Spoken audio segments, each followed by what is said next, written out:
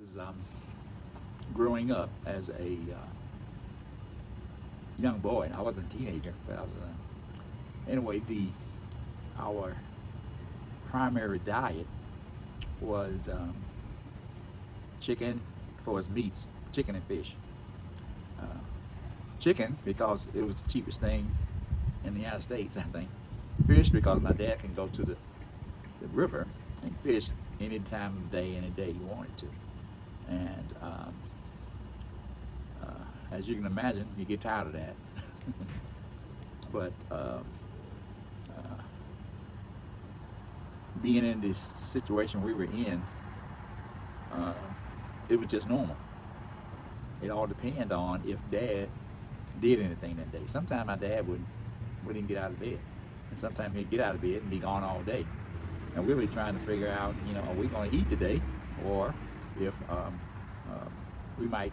What I used to do, I don't really know what my brother and sister did, but what I used to do, I used to go to my friend's house, and sometimes they would eat, and even though I knew my mom didn't like it, because she always said, "Say no, thank you," and I'm going like, "Hey, I'm hungry." I didn't starve. Don't get me wrong, I didn't starve, but there was some insecurity in that. You didn't know what you were going to have the next day, and you didn't know. You certainly didn't know what time you were going to eat. Breakfast, bacon and sausage was like on a Sunday. That was special, you know. But during the day, during the week, you might get some cereal or a bowl of grits or a bowl of rice for breakfast, and you go on about your day. But sometimes when after school you get home, you have to wait and see what's going to show up. There was no smell in the house, like, okay, we having fish, or we having pork chops, or we having ground beef or whatever today. It was like, okay, just wait and see. And by the time Dad gets home, which is 5:30, 6 o'clock, and man, for a young guy, I was hungry by that time. But sometimes he came home with something, sometimes he didn't. And but Mama always made something up with the leftovers. She even made some soup, or she made some kind of salad. If she had, mayonnaise or mustard or something. But there was a lot of insecurity as far as what we're going to eat. But it was a norm because everybody else is in the same position. We all lived in a poor neighborhood, and all of us were poor, and except for one family down on the corner, the Matthews family. Never will forget them. They lived in a 2-story house, and all of ours were like what they call shotgun houses. With shotgun, you can look at one end of the barrel and see out the end of the other barrel. They call our houses shotgun houses because you can stand at the front door and see out the back door. And when you're hungry, everything tastes good. So, yeah, that's Memphis. It was like the norm because it always happened when I was growing up. Me and my friends would get accused of stuff. When you see white people coming to your neighborhood, you knew something was going on because they never showed up unless something was wrong. And the police, of course, they were always running through there, but they would, like one time, remember, I was at a ice cream stand, and I didn't have any money, but I was standing around, just standing around, because I knew sooner or later my friends were going to come through, and the police would see me standing over there, and they'd come over there and start bothering me, what you doing? I'm standing here, and type thing, and I said, what you plan on doing today? Nothing. I don't ever do anything unless I play some ball, basketball or football or something like that. And he said, what kind of trouble you been getting into lately? See, that's, to me, then I just answered the questions. But now I'm going like, man, they were harassing me. I hadn't done anything, but they were trying to, I guess, get me to confess to something through fear that they could take me in. I don't know, or beat me up. I don't know. Even it made me feel uneasy sometimes because every time I look around, I'm looking from somebody's face, and they didn't ask me, "Can I help you?" They said, "What do you want? What are you doing? Did you come in here to steal?" And I'm going like, "No," and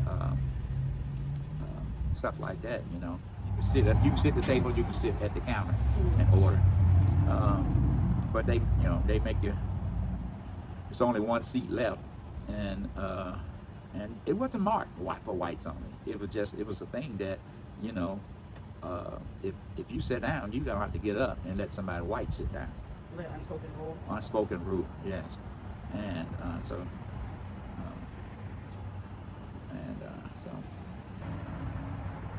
we just weren't treated kindly.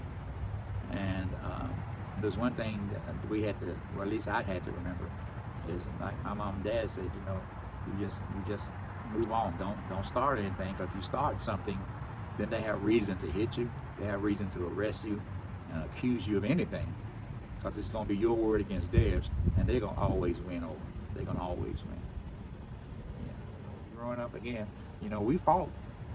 We got mad, but you know, and we might have stayed away from each other for 2 or 3 days, but we would come back, and even if we didn't verbally apologize, we just apologized about hanging around each other again. You know, that was like an unspoken thing. You know, let's forget it. Let bygones be bygones. But today it's just so much killing. It is sickening, because people can get guns very easy. When I was coming up, you got to have some money to buy a gun. You threaten somebody, you're subject to get shot. And unfortunately, these days, a whole lot of people get shot and nobody gets caught, because nobody's talking. Nobody wants to get shot either. And so, you know, it's the way the society is today, and it's just something that we got to live with. Even my grandchildren, my great grandchildren, and even if there are great grandchildren, the easiness of killing somebody has gotten to the point that more people are dying because of it. Think about the civil rights movement. It was where you were. In my case, Memphis, Tennessee. And we heard about the mistreatment of blacks and all. I'm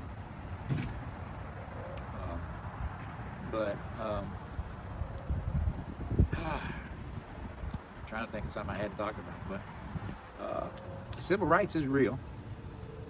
Again, because people don't feel they'll be free unless they own your rights, and basically it's to own people. I went through personally a lot of things, and I know my dad did, my mom did, because they would talk about it sometimes. They were like a lot of blacks, you know, I am not going out there because I don't want to get killed.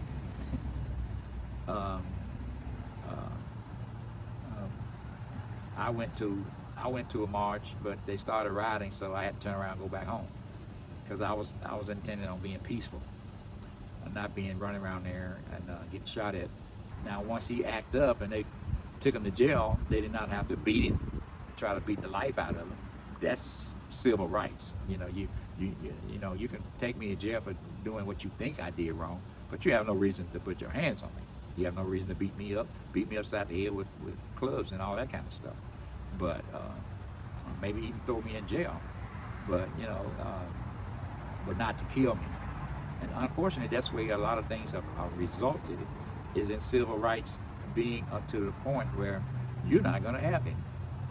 And if I have to kill you, you're not going to have any. And everybody has rights. And when we start taking people's rights, this is war. Civil war, military war, it doesn't matter. It's war. It's something that we don't give up on. It's something we got to strive to maintain, because we do have rights. And if we give up our rights, you give up your life. And if you don't have a life, you know, what good is it to be here? Where were you on April 4th in 1968 when Martin Luther King was assassinated in Memphis, Tennessee?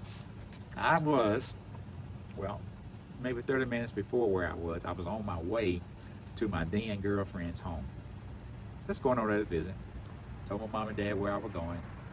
And when I got there at her house, they were having dinner. Of course, I said, no, thank you. But I did sit down at the table for a little bit, for a little snack, because I didn't want to just sit around while they were eating. So I helped them eat. But she and I were sitting on the couch watching TV when the phone rang. And her mother said that this was my mom. Anyway, when I got on the phone, my mom said to come home. And I said, why? She said, they just shot King. I said, shot him? Yeah, in Memphis, matter of fact. I guess I was about maybe 2 or 3 miles from where he got killed. He got killed downtown, but I lived we all lived in South Memphis. I realized they were police and military. And I'm going like, I gotta get home. And so I didn't want to get caught in the street, so I went the back way, what we call an alley. And when I got home, everybody just about everybody was in the house was crying or mad. I was really, when it all settled in, because my first thing was to get home, but when it all settled in that they had killed him, I was angry because I knew that he was a peaceful man. And, you know, if peaceful people didn't have a chance, then I knew, you know, it was going to get bad. I came in 71. No, I came in 1970. And what we would sleep separate and eat separate, even in 1970. Even after, I think they stopped discrimination in the military back in the late 50s, I think. But it doesn't matter when you were on those bases, posts, Army called it posts, Air Force called it bases. They were, I call it very slick about how they did things because, again, they weren't supposed to discriminate, but it was there. And if they did it outright, then they would get in trouble. You know, you can accuse them of things. But if it's something, they would do things that you can't prove. We would get the worst details, you know, and they would get, it's like, we would be told to cut the grass and rake the leaves and all that kind of stuff. And they'd be in the building, you know, maybe doing the floor. And you know, that's normal.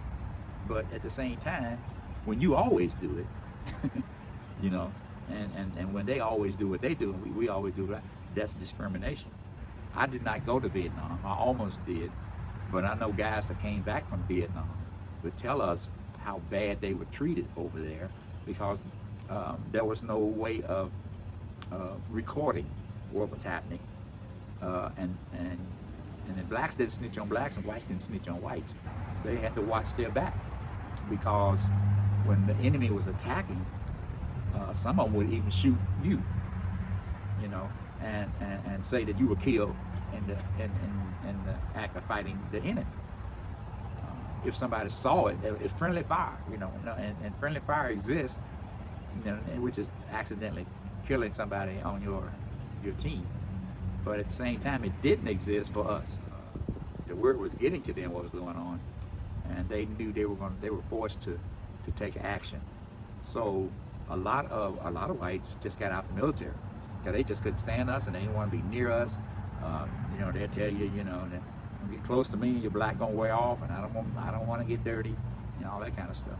And you might think that that's not big, but back then that was big because they really meant it. Even in our performance reports, I could be the best soldier, airman there, and doing my job, but they would give me a bad report. Even here in Fayetteville, when I was in college,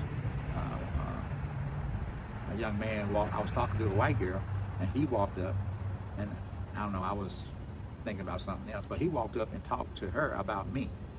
And I remember, I didn't know what he said, but she told him, you ought not be like that. You know, he haven't done anything to you.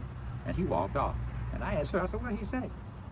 He said to her, I see you still don't know who to hang out with. You know, and if I had challenged him on that, it would have been difficult because he said, well, people just say that to everybody. I said, no, it's the way he said it, the way he looked at me. And I knew he was talking about me, but he wasn't brave enough to come out with it so I could understand him, you know. But he left before I could even question him. But I asked her, and when she told me that, it just messed up my day because I was mad then. it just, you know, I was sitting up there in class, I couldn't even concentrate. I said, man, because I think that was in like 1995, 1995 or so. It's a shame people still doing all this, but you know, hey, if you look at TV and look at the news, it still exists. People still hate blacks, coloreds, you really have to be careful how you carry yourself, and don't present yourself as a target, because a lot of these militia groups are looking for reasons to shoot somebody, especially if you are non-white. Civil rights is something that's going to always be here, because man is always going to want to own man. He's just not satisfied with owning his own home and cars or property. He got to own man. He got to be able to tell men what to do, or else type thing. And again, that's something that I don't believe we're going to ever grow out of.